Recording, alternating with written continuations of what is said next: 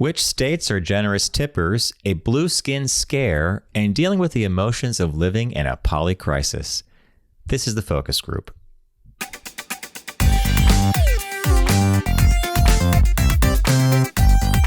They're all business, except when they're not. It's the focus group with Tim Bennett and John Nash.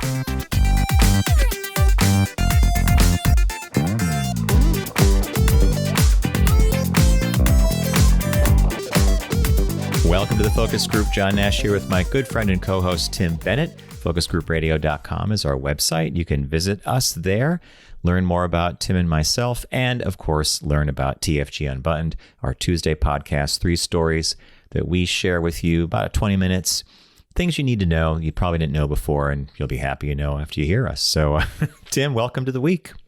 Thank you, John. How's we talked a little bit before about the Oscars, and we didn't touch on any of the craziness going on in the Middle East, but I just saw across the wire, I don't know if you saw this, that apparently our spy services, I didn't think they were still operating, but our spy services have pretty much identified that the new supreme leader in Iran is gay. The son of... Are you serious? The son of... Yeah, it just came across. And Trump apparently did exactly what you did. They said, I guess they pulled Trump aside and said, they have compromising photos, and heard from old school tutors and whatever, male tutors, that he was... the family said he had unspecified issues, is why they did not want him to be the supreme leader. And well, there was, apparently Trump finds that this is just quite the funniest thing. There was, I do remember the reporting that his father had said he was unsuitable to be a supreme leader. Yeah. So now this kind of corroborates that in a weird way. Yeah, they're saying because he's a gay, supposedly, allegedly. Which, it's just, this is another Trump Netflix series. You can't make it up. I'll say this. You and I definitely have political opinions. We talk about it a great deal. We don't let it leak into the show too much. We know you're all here for focus group entertainment and some stuff you need to learn about. I'll just say this in a neutral way. Most presidents understand that the Middle East is basically a hornet's nest. And if you're going to stick a rod into a hornet's nest, you better be prepared for what comes out. And there's no predictability here, right? So this whole Strait of Hormuz thing, apparently he was told that this was going to be a likely outcome, that they would try to blockade, and his gut told him to do it anyway. So I guess my question for voters would be this. Do you want someone who governs by their gut, or governs by data and by analysis and by trusting a whole bunch of different people? You may not agree with them, but trusting that their opinions are helping you form yours. Because this appears to be just something that you would say, hey, I'm sick of them. They're not doing what they're supposed to do at the bargaining table. And lastly, do you know that when the Obama administration had the nuclear treaty with Iran, right, that they had successfully reduced their stockpile of enriched uranium by 95% or something like that, and they were sticking to the treaty? So yeah. I don't know. I just, as a common stupid person, I'm like watching this thinking I would never have done it. Well, there's certain things with a gut instinct that you might have that I think are helpful. But in this case, yes, you have to rely on experts and people that understand the Middle East. Exactly what you said. It's a hornet's nest. And it's why nobody ever wanted to go. George Bush Sr., George Jr., Clinton, Obama, anybody had said to try to think you're going to fight Iran is a very difficult prospect. Yeah. And they're finding that out. The other thing, surprise, surprise, he's now upset that England and France and the other NATO allies and Japan and Australia and everybody are not coming to help him when he asked. Well, it's because you started a ridiculous trade war with them. You told them that they were not necessary. You told them that they didn't think NATO was valid or anything. Now you want help. He's even asking the Chinese. The Chinese have ignored it. But the Australians and the Japanese said they have no intention of sending any, or the Australians and the Japanese, no intention of sending any warships. Same with South Korea, which in the past, I forget what the last thing was we did. The Japanese actually did for the first time. Yes. I think it was under the Obama administration, had sent a couple of frigates, but they stayed off coast to help off Afghanistan to be more like supply and support and supply, run up support, right? But you piss off your allies, and I guess they said since Starmer, the UK Prime Minister, said he could not use Diego Garcia, that Trump is all tuned up, but his numbers in the UK have gone up. People were happy that he defied Trump. Okay, so on the numbers going up side, Representative Massey, who's sort of a thorn in. He was I think he had a 53% chance of reclaiming his seat. Trump went down, did a rally, told everybody what a horrible guy he was. After he departed, his prospects shot up to 75% to win the seat. And on the subject of sending ships to the Gulf, maybe Greenland will send some fishing frigates or something down there as a favor. But isn't this I wonder what's going to go on with Epstein? That's what I'm trying to figure out. There seems to be all this smoke around the Epstein files. Do you think this is ever going to get settled? Are we going to see what's what? No, because they handled it so poorly. He ran on it. He banged the drum on transparency and release the files. You have to believe that if he knew there was bad stuff in there, he suspected that they would never get released because it was going to be like mutually assured destruction, right. Dems and Republicans. But no, and every time they sloppily put something out, or they redact something. And I think that's going to be an albatross around his neck along with this thing. But the one other thing I'll say is people, Hegseth and the whole crowd, they treat this as if it's some kind of parlor game, or they're playing like the game. Yeah, Milton Bradley's Risk or whatever the game is. There are people that are dying. There's the school, the school that was hit. There are the Iranian citizens. There's people in Israel. It's not some kind of weird game. And we saw what Gaza looked like after what Israel did there. How do you even say, "Oh, I'm going to rebuild now"? It's just crazy. Well, it's what one of the generals had said. I heard the other day. He said, you could have an aerial campaign but all that does is ruin things. It blows things up. It's not going to do if your intended consequences, regime change, or thinking that the people are all of a sudden going to like you. They said you don't do that with an aerial campaign. But so we'll see. But I'm with you. I think we need to. Well, there's no strategy, so nobody's surprised, right? But we'll see how he gets out of this, if he gets out of it. You know what I read? One last thing I read was that he could be setting up Hegseth for the fall. And he does that. Yeah, he doesn't want to take the blame. Yeah. Well, Pete said we could do it. I think he's got to. Well, it's like Kristi Noem, right? She got canned. Ice Barbie. Yeah. Yeah, Barbie. Yeah, Ice Barbie. All right. Sorry, folks. A little detour into politics, but I think we were just being, as a business guy, I look at this just thinking if this were a business, there's a series of bad decisions that have been made. But Mr. Bennett, without further ado, what caught your eye? What caught your eye? Here's what Tim and John found. This could have been a Tim's list, or it could have certainly been a shop talk for us. But I came across this while I was going through my scroll. And the headline was the 5 most and least generous tipping states. Now, I had my own impression as to what I thought the number one state is that tips the best. So what happened is they looked at close to 90,000 verified tipping transactions from 6,200 active merchants in 177 business categories throughout 2025. And it was analyzed to determine what states had the highest and lowest percentage of tipping.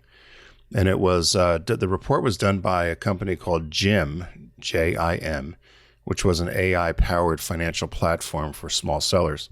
So it broke down the tipping behavior in all 50 states. Would you want to guess what state was the best tipper? What state was the best tipper, and what was the worst tipper? Is it easy to guess? Is the good state easy to guess? I would have never guessed either one. Okay, I would have never guessed. What if I said Utah was good? Let's see, Utah. You're looking way down the list. Or are they right in the middle? No, yeah, Utah's in the middle. Okay, so what was the best? So number one is South Carolina. And it was the only one, and it scored a 20.7%, meaning that was the scale, the highest scale. So Yep. South Carolina was number one. Number two was Wisconsin. Number three was Connecticut. Number four was Maryland. And rounding out the top five was Nevada. And but South Carolina was the only one that it was over 20%. They said the average tip percentage nationally was 15.46. So which means it fell within 15 and 20%. So the average tip in South Carolina was over 20%. That's how they looked at it. Wow. Now, who do you think is the worst? So the other spectrum, the least generous state, average tip is 13%. Would I be a Southern? It's not, and it surprised me. So it's a hard one. Is it Maine? No, I would have never guessed it was Oregon. Oregon? So the state of Oregon was Tim, that's kind of the, shocking, right? Yeah, I thought so too. Was the worst in tipping, followed by, so that was 50th. So 49th was Virginia. 48th was New York. Average tip 13.7%. Followed then by Alaska and Illinois. So they rounded out the bottom five. I was surprised about New York, but you have to look at New York State too, right? So Yeah, you're the looking whole at thing. New York as a whole. And they said that the average tip value has gone up in 2025 to be about $12.44. Of course, it takes into account car services and all kinds of other things, right? Barbershops and beauty shops rank the highest in tip percentage, averages about 17%. And personal services and pet care, or getting a tattoo, for instance, comes in even higher. Meanwhile, everyday categories like restaurants and fast food usually fall somewhere between, they said, 14 and 16%. But so I thought that was interesting. They said that Where is Delaware? it's in the middle. Okay, They only did the top five and Okay. top five, bottom five. And they did say, though, that people are really upset about this whole new tipping. They're calling it the tipping fatigue you and I have talked about. They said it's not that people have become less generous. It's just that the rules have blurred so much. And this one woman says, just because I went up and walked up to get a drink or a cup of coffee, and you switch you spin the iPad around, and there's the assumption you're going to leave a tip.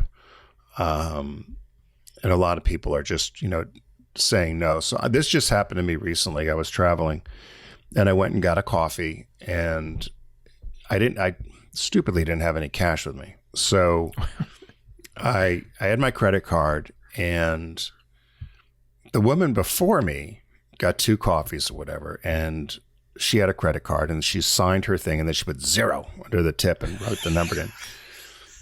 So, and she left it on there. They hadn't picked it up yet. They left it in front, it was left in front of me. And then my coffee came, and I did the same thing. I just wrote down, $7, which is a lot for coffee. And I just put 707. I didn't do a tip either. I don't know. I mean, it takes all of 20 seconds to pour a cup of coffee, right? Zip. And it's also, that's you just said a moment ago that people are pissed because the lines are blurred and the rules are kind of blurry now. Yeah. Tipping to me was always dining out, barbershop, salon, which you've covered already. I think a pet sitter or a pet care makes complete sense, right? But everything else, like buying a donut, that's a transaction. Same with a cup of coffee. And it's the same, to me, it's the equivalent of buying batteries at Walmart. Like, right. I pick up my Am thing. I tipping the cashier? No. And frankly, like with all these places with automated checkout, why would you tip anyway? But it happens to me. Like I was on a bike ride on the nice day we had last week when it was almost 80. We were at a patisserie place up in Nyack, my friend Christy and I bought this like apple tart. And of course, the little thing pops up with tipping. Yeah. And it's this weird thing about. I noticed everybody before me just did an X and then 0 for tip, and they were moving on. But I stood there and paralyzed. I eventually gave nothing, but it's almost like a guilt trip. Oh, it's definitely a guilt trip because when they spin it around, there's really no option for zero. It's 10%, 15%, 18%. You just say no tip. Yeah, and I just find it. The other thing that really bothers me, and it's happened here everywhere, is first, I don't like the fact that they're now charging 3% if you use a credit card. Build that into the cost of your business. But the other one is that on takeout. So you order a pizza, you go pick up a pizza. Now they want a 15%, 20% tip on a takeout pizza. That's the whole point of takeout. Where's the money go to? Now, if I sit in a restaurant and somebody serves me and cleans up after and gets me a drink and picks up the trash, then you pay, you leave a tip. But me driving there to pick up a pizza, Richard, it makes me leave a tip all the time. I get aggravated by it. With the takeout. It's Same nice with Chinese him, food. Chinese food is looking for big tips now for takeout. But Tim, you identified two things that the reason you didn't tip was because you didn't go in to sit down. You went to the counter and picked up something you ordered, right? Drove myself there. So anyway, South Carolina, congratulations. We're shocked. Considering Lindsey Graham's from there, right? I mean, I'm shocked about South Carolina. Anyway, mine caught my eye this week. Could not be any different. It comes to us from England, and it comes to us from listener Chris Lavery. Now, Chris is a longtime listener of the show, and he's also a whiz at Pick That Flick. When we play Pick That Flick in September, he usually nails every single movie, which always amazes me. So, Chris, thanks for this one. So basically, the headline is this: Man's Blue Skin, A&E Panic. And A&E stands in England for, it's accident and emergency. So A&E equals emergency room, but they call it accident emergency. So this gentleman named Tommy Lynch from Derbyshire, he was gifted a set of bed sheets to keep him warm in his barn property in Castle Gressley. I don't know where that is, this past November. He goes to sleep, wakes up in the morning, goes to work, clocks in, and a friend of his said, "You better get to the A&E immediately. You might have an oxygen problem." So he looks down, and he looks at his skin, and he realizes he has a blue tint to the skin. He goes to the emergency room. They run blood tests. They give him some oxygen, and then the doctor comes in to take more blood, and they use a alcohol swab, and they rub part of his arm, and off comes blue dye. Ooh. So everybody sort of pauses, and then the doctor's like, well, maybe you're not sick, because they thought maybe he was oxygen deprived or something because his skin was so blue. Turns out he did not wash the sheets before sleeping in them, and all this blue dye from the sheets went onto his body overnight. And he basically looked like he was a Smurf from the movie Avatar. And that they're like, okay, you can go home now. He said everybody at the A&E had a good laugh. He was very upset that he caused them to run around and go crazy because he knows that, that this is important. He said at one point I had 10 doctors all around me wondering what's going on until they did that alcohol swab and the blue comes off. They're like, wait a minute. Oh, yeah, I've got these sheets that someone gave me. Well, you're supposed to wash them before you use them. So that's it. It was a simple little funny thing from the UK. My learning was A&E. I always think of A&E as a network here in the States, our A&E network, not accident and emergency, but really the guy was adorable. He's like, once he figured out it was the sheets, because he said I felt fine, but all my mates said, you don't look good. Did I tell you I did that with red flannel sheets I bought at Eddie Bauer? No. I bought them in San Francisco, and same thing. I threw them on the bed. I didn't wash them.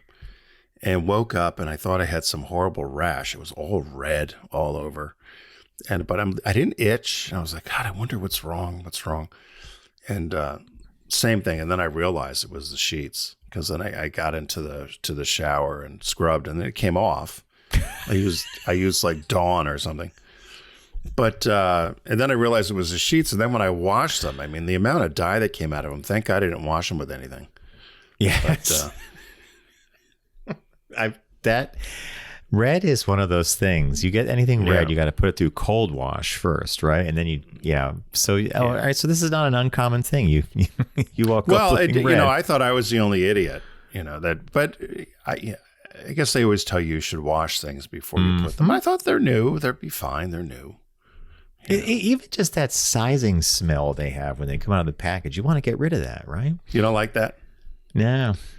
Some people think that's the smell of freshness. I think that's a smell of a chemical. I'm like, so you would have washed them. I would have washed them, yeah. You would have washed them. Well, good for you. That's fine. All right. Well, see, Pick That Flick is always very different. I want to thank Chris for that one. And moving right along, we're the only show in the universe that does this. It's time for the business birthday. Everyone does celebrity birthday greetings, but the Focus Group is the only show in the universe that celebrates business birthdays. So born today, March 18th in 1858, is Rudolf Diesel. Yes, as in the diesel train, diesel engine. He died September 29th, they think, at 55. He was a German inventor, mechanical engineer, best known for inventing the diesel engine and also discovering that they could run on diesel fuel, which is also named after him, and vegetable oils and peanut oil and those sort of things, which people use for diesel engines even currently. He was born in Paris, France. Family had moved around. During the Franco-Prussian War, there was an outbreak, and his family was deported to England. And he attended school there to learn English. His mother wanted him to learn English. He had a rough childhood. He was apparently passed off to relatives all along the way. He would live with some relatives for 5 years, another group of relatives for 10 years, whatever. Did he have parents? But, he did, and the parents struggled financially. They owned a leather business. But they would not pawn him off, but it sounds like they pawned him off. He went to the first family for 8 years. And then he came back home to his birth parents. Then he was sent off to be with an uncle because they wanted him to learn German and mathematics. So he was sent to Germany from England. And then he ended up getting a scholarship and accepted to the school in Munich where he would learn engineering. And his parents didn't want him to do that. They wanted him to come back and work for the family's leather business. But he ended up going to school. He was tops in his class. And ended up getting what he called practical engineering experience in Switzerland. And he went there to work. And he worked for somebody, and he studied refrigeration and thermal efficiency as it related to refrigeration, and had a bunch of patents at an early age. And when he decided he didn't want to do that anymore, he left the company, but he was forbidden to use and perfect any of the patents he had. So he got interested in engines, and particularly the combustible engine. I'm not going to get into all the nitty-gritty. Essentially, he had surmised that the combustible engine was very inefficient.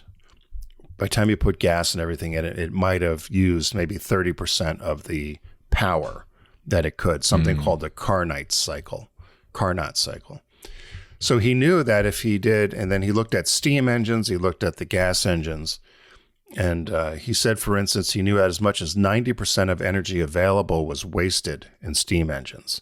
So all this energy would make the engine work, but it didn't do any output.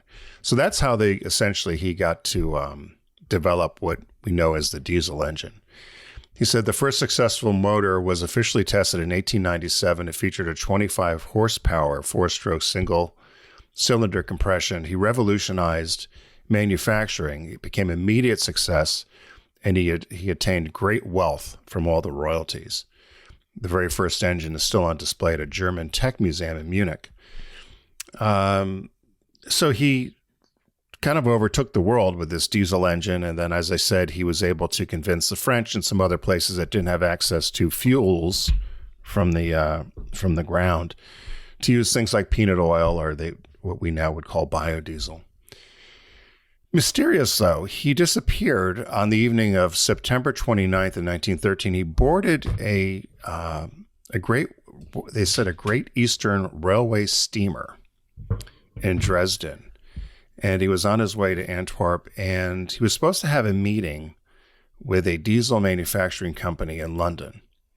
And so he had dinner.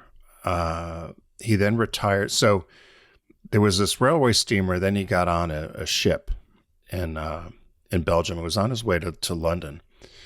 And they said he took dinner and retired to his cabin at 10 p.m., leaving word to be called in the morning at 6:15 a.m. He was never seen alive again. They said in the morning, the cabin was empty. His bed had not been slept in. His nightshirt was neatly laid out, and his watch had been left there. but you could tell nobody had slept in the bed. His hat and gloves were neatly folded on his overcoat, which was also discovered there in the room. They said shortly after his disappearance, his wife Martha opened a bag that he had left for her that said, "Do not open this until a week later." And a week later, she opened it and discovered German marks worth today about 120,000, and financial statements indicating that their bank accounts were empty. They also found a diary that Diesel had brought on board with him, which was dated September 29th, and there was a cross drawn on it for the date of that day, and they thought, well, maybe that could have been death. So he was never found. They said 10 days later, though, a Dutch boat had found a corpse, found a dead person floating in the water, and they picked it up. They said it was so decomposed it was unrecognizable, but they were able to take, there was heavy seas, and they didn't want to keep the body on the ship, but they retrieved the personal items, a pill case, a wallet, some ID, a pocket knife, and eyeglasses. And then they were identified as his and as Rudolph's. So these were Rudolph's belongings. His son identified them. 5 months later, his wife also mysteriously disappeared. She went missing. This is really weird, Tim. Right. So they said there are various theories that explains his death. Some, such as there's some biographers that have written that he died by suicide, but most think that he was murdered because he refused to grant Germany the exclusive right to the diesel engine. And when he boarded the ship, he was really meeting with the Royal Navy, the British Royal Navy, to discuss the possibility of powering all the British submarines with diesel engines.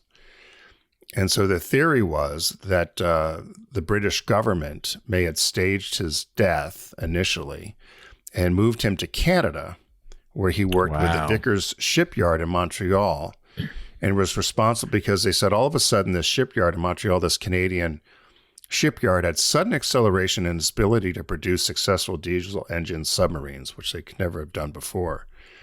And but they said, given limited evidence, and the disappearance and his disappearance and death still remain unsolved.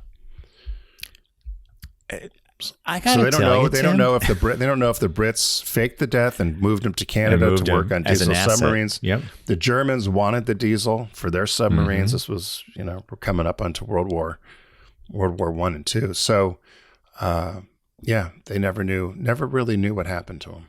I can't remember a business birthday in recent memory that had that kind of a mystery cloud around it, right? Yeah. Yeah, it was really one. And it was half of his bio, and it goes through other theories of what may have happened, whether the German government tried to get him or whether the British faked the death, and because everybody wanted this technology. They wanted the diesel technology. And even when he developed diesel, it could burn. I mean, you referenced biodiesel, as for the French. Yeah. It could burn. I guess it's a lower grade of fuel, right? Because diesels were dirty. I mean, that's... Yeah, it wasn't as refined, but it was very efficient. I mean, the whole thing about the diesel engine, it was far more efficient. So if the combustible engine that we use, as we know as gasoline, is only 30% efficient, say, the diesel engine was closer to 90%, which is why it could run further, could go farther, went longer on a gallon of diesel fuel. You know that when you had a diesel car. Yep. And so, although it was dirty, except for the VW clean diesel-ish, right? until that house of cards came falling down. Oh my God. Yeah. But so quite an odd ending for him. And the wife too. And the wife disappeared, and they never really. She disappeared. And that other 5 little months tidbit later. you threw in there about bank accounts being empty, an envelope with 120,000 in German marks. You almost think if the accounts were empty, either one thing you think is it's some kind of like mob or loan shark related. Hey, that's a pretty nice engine. It would be horrible if something happened to that engine. That he had to like flee, or that other theory about the Brits moving him, sending him to Canada, right? Then he would have had time to drain the wife. accounts. Yeah, exactly. Yeah. Wow. And then the wife ends up in Canada too, but who knows? Mm-hmm.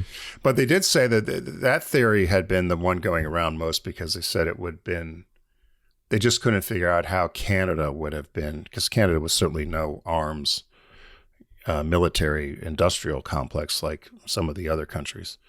So for them all of a sudden to have this technology for diesel submarines, people kind of cocked their heads. Something was going on. So yeah, and I know that they can't conclusively tie the two, but there is smoke, there's fire. I mean, you could almost, yeah. No, I'm with good you on one, that Tim. That's a good business birthday / mystery. We'll have to see if PBS does a show on it. That'll be next. Yeah.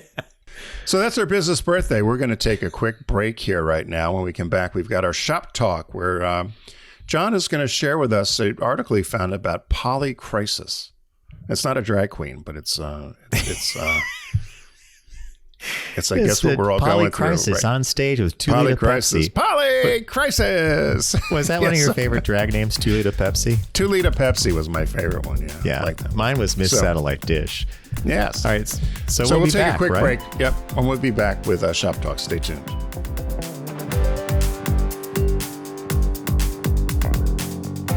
You're listening to The Focus Group with Tim and John. Learn more at focusgroupradio.com.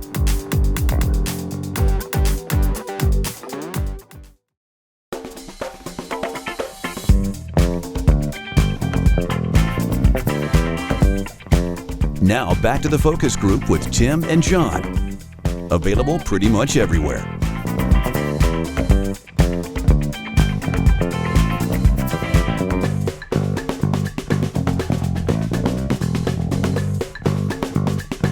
Welcome back to the Focus Group. John Nash with Tim Bennett. Focusgroupradio.com is our website. Check us out there, and you'll also learn about TFG Unbuttoned, our Tuesday podcast. Shorter, 3 stories, things we think you need to know, and things you'll love hearing about. As Tim mentioned before we went to break, I came across an article that kind of intrigued me, and the headline reads this. And this is from The Guardian, UK. We are living in a time of polycrisis. If you feel trapped, you're not alone. So I could do a little summation of this article and simply say this. The polycrisis refers to multiple things going on at once that have you questioning planning for the future.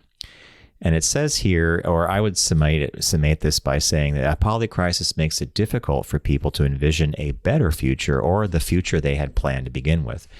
The constant barrage of bad news and uncertainty about the future has led to a sense of paralysis and a lack of motivation to plan for the future. So they talk about how other cultures have dealt with this. Examples of another polycrisis would be COVID. Affects the whole world. Yep. It upended lives. People moved out of cities. Oh, the city's dead. Then the city comes back. I mean, everything changes. All the rules changes. All your thinking about the future. And if you recall, when COVID hit, I don't know if I'm sure you probably remember the stock market took an amazing nosedive, and a lot of people exited the market only to be shocked within 2 to 5 days that the market recovered and did better than it had before. So I guess the reason I chose this was I think we are in a time right now where it's sort of hard for me to imagine what I should be planning for. And I think this, and I said to Tim in my notes, this could be an interesting conversation because I think polycrisis, if you're in your 20s, you have a bunch of things. You're being told your job's going to be eliminated by AI. You graduated college if you went to school and you have debt to deal with. You know, all this geopolitical uncertainty. The country's a bit different than it was a while ago. If you're our age, you may be looking at retirement. You're wondering, should I keep working? Do I have to earn more money? So, and these are things you can't control. Like I couldn't control COVID. I couldn't control the Great Recession. I can't control the Strait of Hormuz, but we're dealing with the consequences. So what did you think of the article, Tim? Yeah, I agreed with it because I thought they also touched a little bit on 9/11, how 9/11 was kind of one of these compacted areas of people thinking, is there hope? Is there a future? Are we going to get through this? And the one thing that I thought gave hope at the very end when they talked about that humans overall are resilient and will get through this. malaise or the polycrisis. You and I have talked about this a lot. I don't know. I've thought about it myself and said, what would my future be like 10 years from now? Of course, if I did that 10 years ago, I don't think I would have. That would have been before COVID, before AI, before all the other things. I'm not sure I would have predicted correctly. And so I'm fearful to say, what will it be like 10 years from now? And you would hope your health is good. There's all those sort of things you start thinking about. I live in a community with probably a fairly large number of elderly people that are aging, and seeing what they're all going through. And sometimes it's a little depressing to look and say, gosh, is this what I have coming at me? Because you can't, it's what you said, you can't avoid some of this stuff. Nope. And then you put on top of that what's going on with our country socially and politically, and you start saying, gosh, which is why probably friends of ours have said, oh, I'm going to move somewhere. What do you used to call it, doing a geographic. Geographic. Your problems don't change, but your location does. Right. So I don't have that thought that I would move to another country or something. But I have thought a lot about when the midterms are coming, or when we no longer have the current person in charge. How does the country repair itself, or what happens? What will it be like? I don't know. One polycrisis I would point to is that what you just said, there are many Americans who think everything's just fine, and he's doing exactly what we told him to do, and we put him in office to do it. That's a crisis of its own. That's a crisis of its own, where you have half the electorate thinks something's off the rails and half thinks it's on. I don't know how you unwind. How did politics turn into a blood sport? It used to be this gracious back and forth, and Tim has wonderful stories he often tells of, Kennedy on the floor, like the way the senators used to kind of like do their debates, but then they would meet in the gym or at the cafeteria, the mess hall, have dinner together, because they knew that they were on the same team, and that's Team America. I don't know, right? Which is a great movie, by the way. Trey Parker, Matt Stone, Team America. But they were really working for the people, and they were working to move the country forward. I don't know how we got to this point. Well, there's a thousand ways, but we went from a 3-network world to millions of outlets. Everybody has a microphone. Everybody can say what they want to say and do what they want to do. It's, I think that the age thing, I think you had a great example, Tim. If I went back 10 years, I don't think I would have predicted the last 10. No way, no shape or form. I would not have predicted the COVID. I would never have predicted that we would work with a company out of Colorado that was selling premium cannabis. We learned a lot, but oh boy. Tim, I always love your face. You just do this side thing. Woo. By the way, that client, Tim I think I've said in previous broadcasts that Tim is a copious note taker. He's very careful about listening he takes notes. We had to go legal with that client, and boy, was it. We're on the phone one day with the attorney in Colorado, and he hears Tim's paper turning. Hey guys, hey, what's that noise? Oh, that's my notebook. This is Tim. It's my notebook. Well, what do you mean your notebook? He goes, I've taken notes on every single call and meeting we had. Oh boy. Okay, we're going to court. Well, because we knew right away. I mean, you had said when you and I, after our first 20 minutes with him, and we were dumped off at the hotel, we knew what we were getting into. We're getting into here. Yeah, we do. You better take notes. It was. Yeah, true, Tim. You and I did not walk in blind. We really did know what we were doing. But so like even the article even talk about this polycrisis thing. The article even went into like, let's say you lived in Greece, and Greece had that huge banking problem, and their currency was practically devalued. And it's, how do you even, you're an individual, you have a store, maybe you're nearing retirement. How do you even think about stuff? Like if everything you worked for evaporates overnight. And then there's this last thing, as you get older, we lose friends along the way. We don't lose them. They pass away. It could be an accident. It could be a sickness. You observe your parents in decline. And then you get to that magical age. You're like, oh, wait a minute, I'm up next. And I have no control. And Tim has a friend from college, a great guy. who had lunch with us once after we were off the air at Sirius. We did our show. We met at a restaurant. He was caring for his mom at the time, and he just said, guys, the house always wins.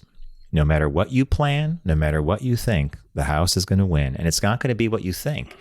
Right. And that, Tim, that was like 10, 12 years ago. At least. At least that long ago. Well, he had said his mom did everything right. She planned for retirement. She saved. She was hoping her golden years would be just that. And then she got ill and needed care. And then the way we treat our elders in this country, it just zaps you of everything. And so all you worked for, many times you end up with nothing, right? Yeah. Wah. I mean, it's kind of... Well, I mean, we do not do a good job with our elders in many regards, and I see that more and more, and that's what I think about. But about healthcare, getting older, if something being catastrophic happens, I read something where someone said you need to have. I think someone said someone who plans to retire now within the next 5 years needs a minimum of $350,000 set aside just for health issues. I almost thought that wasn't enough, but that's a lot of money. Yeah, it's a lot of money. I agree with you. So, did you happen to catch any of the Paralympics at all? No. I had that sickness or whatever the hell I had. What did I have? You had what everybody had, and you held out. The bronchial, whatever. Yeah, wasn't the flu, wasn't COVID. It was something in between. So I watched the Paralympics, some of it, and I was watching some of the Paralympian hockey. And, many of the gentlemen who play, or women, but I was watching the men's team, some have one leg or both are missing. And they interviewed one athlete who used to be in the armed services, and he really well-spoken. And how did you, they asked him some questions. He said, being disabled or being a Paralympian comes down to 2 seconds in your life, maybe 1 second. So wow. he lost his leg and damaged his other in a roadside bomb. And you think about that for a minute. And he went being from perfectly capable of doing everything. He's an able-bodied person to being disabled in a matter of seconds. And if he loved sports and if he loved being athletic, that also went out the window. And so you had to have a whole new. So I guess what I'm saying with that example is polycrisis is one thing. It could be multiple things around the world. It could be individual things in your own life. But as Tim said earlier, the article did say how you approach this and how resilient you are will yield a path forward. So if you're a small business owner and the tariffs are proving to be challenging, maybe you figure out a way around that, or you resource your stuff. We've given some other examples, but I think there's that moment where you don't feel you can solve the problem, and then maybe you just do. Right. I don't know. Network of friends helps. Yeah, and they said if there's a great loss or tragedy in life, that again, people will heal. What is that old cliche? It's time heals all wounds. Yeah. Mm-hmm. So, but I think the important part about this is that all these studies and that are referenced here, these doctors and therapists, were that we are living in a time of polycrisis, and we're not alone. So if you feel that way, you're not alone. And but I guess it will get better, right? It gets better. We know what that is, right? It gets better. Yes. So hey, thanks for joining us here today on the Focus Group. We appreciate the time you spend with us. As John mentioned earlier, head over to focusgroupradio.com, learn all about us. You'll also find all of our media housed there for free download, and including our podcast, which is TFG Unbuttoned, which comes out in audio 20 minutes in and out on Tuesdays. And so that's a good subway ride, right? 20 minutes, boom, boom, boom. or a Stairmaster. Or as Steve says when he listens to our regular show, he puts it on double speeds, so it gets it through. So because otherwise it's a little too long for the subway ride. But if you slow it down, like one of our listeners did, you're going to have a hell of a time laughing your ass off. If you slow it down, you're going to get me and Tim talking like Larry's sandwich. Wasn't he the lawn chair Larry? Lawn chair Larry and the balloon guy. Tim, sometimes I find the film, that audio file, and I'll just hit play and I will almost cry. I'm laughing so hard. It is funny. And there's one with you there was something about $2 bill or something. Yeah, and then there was something about who's gonna go to Mars. It was about going to Mars, and you said, "What are people gonna do on Mars? You can't do it." One of our listeners was in a car, and he was doing CarPlay, and he hit the slow button instead of faster, and he said he almost drove off the road laughing so hard. He said, "You guys got to try this," and we did. What are you gonna do? Yeah, that's it, Tim. So hey, I hope everyone has a great week, and we'll see you next time here on the Focus Group. Remember, don't text and drive, arrive alive, and we'll see you next week. Take care.